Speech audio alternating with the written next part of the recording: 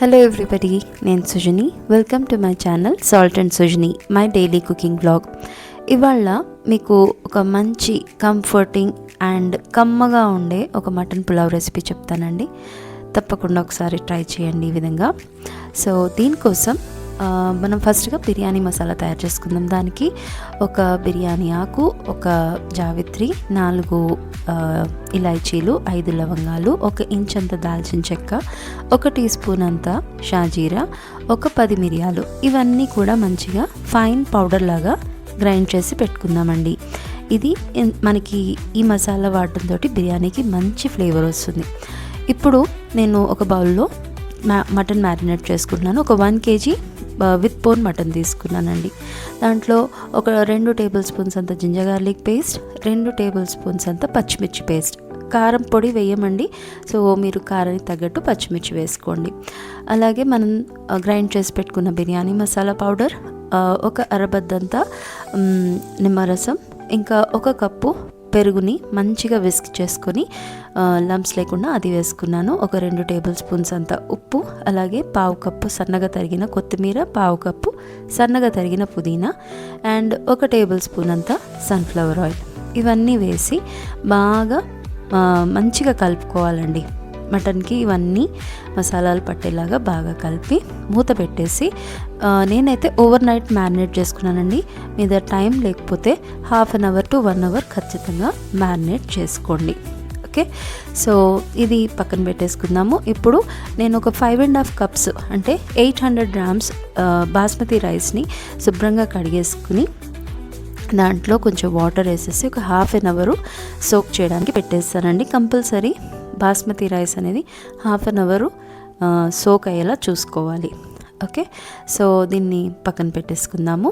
ఆ తర్వాత మనము స్టవ్ మీద ఒక కుక్కర్ పెట్టుకొని దాంట్లో ఒక 4 టేబుల్ స్పూన్స్ అంతా సన్ఫ్లవర్ ఆయిల్ వేసుకుంటున్నాను.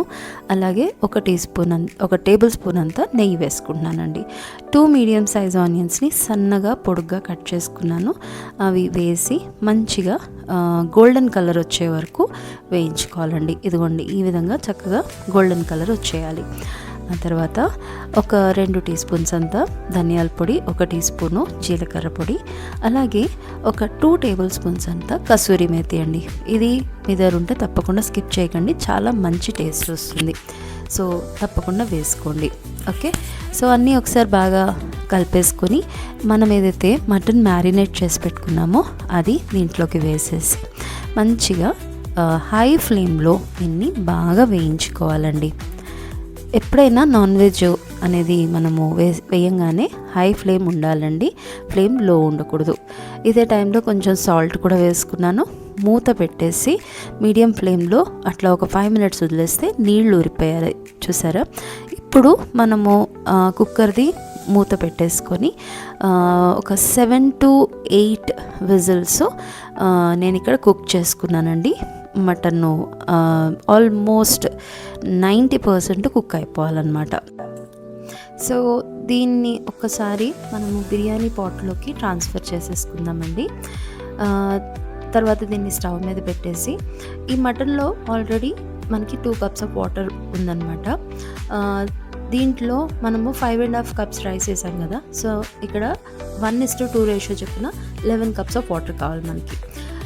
2 కప్స్ ఏమో ఈ మటన్లో ఉన్నాయి వాటరు, 2 కప్స్ నేను కోకోనట్ మిల్క్ వేస్తున్నాను. చాలా టేస్ట్ బాగుంటుందండి కోకోనట్ మిల్క్ వేయడం వల్ల, మీకు కమ్మగా ఉంటుంది పులావు, తప్పకుండా వేయండి. ఇప్పుడు 7 కప్స్ ఆఫ్ వాటర్ వేసుకుంటున్నానండి, అంతే. ఇది ఒకసారి మంచిగా బాయిల్ రానియండి. అలాగే ఈ లోపు దాంట్లో 1 టేబుల్ స్పూన్ అంత రోజ్ వాటరు, ఒక 1 టీ స్పూన్ అంత సోంపు పొడి, ఇంకా ఉప్పు కూడా చెక్ చేసుకొని కావలిస్తే అది కూడా వేసేసుకోండి. అలాగే నానబెట్టి పెట్టుకున్న బాస్మతి రైస్, ఇది బాయిల్ రాగానే వేసేసుకోవాలన్నమాట. ఇది హై ఫ్లేమ్లో పెట్టి ఇంకా 20% వాటర్ మిగిలినంత వరకు హై ఫ్లేమ్లో కుక్ చేసుకోవాలి. ఆ తర్వాత ఒక్కసారి కదిపి మనము మూత పెట్టేసి లో ఫ్లేమ్లో 20 మినిట్స్ కుక్ చేసుకోవాలండి, అంతే. ఒకసారి చూడండి. 20 మినిట్స్ తర్వాత ఇదిగోండి ఇది కుక్ అయితే అయిపోయింది. ఇంకా అసలు వాటర్ అనేది లేదు. సో ఒక్కసారి చాలా జాగ్రత్తగా కలిపి మళ్ళీ మూత పెట్టేసి ఒక 20 మినిట్స్ మనము స్టవ్ ఆఫ్ చేసి రెస్ట్ ఇచ్చేయాలి. 20 మినిట్స్ కలుపుకుండా ఉంచితే మీకు పొడి పొడిలాడుతూ పులావ్ రెడీ అయిపోతుందండి. చాలా బాగుంటుంది. తప్పకుండా ఒకసారి ట్రై చేసి నాకు కమెంట్స్లో చెప్పండి మీకు ఎలా కుదిరిందో. మా ఇంట్లో అయితే కుమ్మేసామండి. చాలా చాలా బాగుండే ఇది. యాక్చువల్లీ దీనికి ఇంకా పెరుగు చట్నీ అవి కూడా ఏం అవసరం లేదు. కమ్మగా కొబ్బరిపాలు టేస్టు. నేనైతే పచ్చిమిర్చి కంట్రోల్లోనే వేసుకున్నానండి. మీకు కారంగా ఘాటుగా కావాలంటే పచ్చిమిర్చి క్వాంటిటీ పెంచుకోండి. చాలా యమ్మీగా ఉంటుంది. తప్పకుండా ట్రై చేయండి. నా ఛానల్ సబ్స్క్రైబ్ చేసుకోండి. మీ ఫ్రెండ్స్ అండ్ ఫ్యామిలీతో నా రెసిపీస్ షేర్ చేయండి. Thank you for watching.